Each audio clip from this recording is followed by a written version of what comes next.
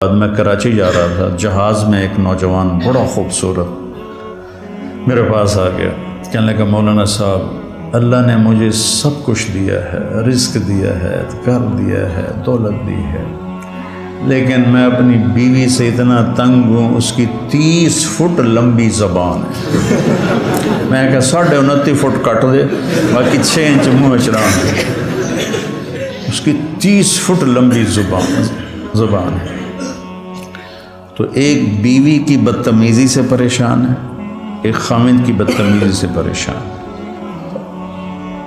اس لیے بعض اوقات جب بے جوڑ شادیاں ہو جاتی ہیں تو ماں باپ کہتے ہیں نبھاؤ۔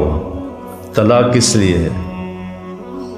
طلاق اس لیے ہے اگر خاوند بدتمیز ہے تو ان کی عادت نہیں بدلے گی، بچی کو فارغ کرا لو۔ بچی بدتمیز ہے تو اپنے بچے کو ذلیل نہ کرو، فارغ کرا دو۔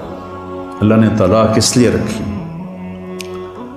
تو میرے عزیزو، یہ زندگی کے اسباق ہیں جو اتنے ہی ضروری ہیں جتنے ہم باقی اسباق کو پڑھتے ہیں۔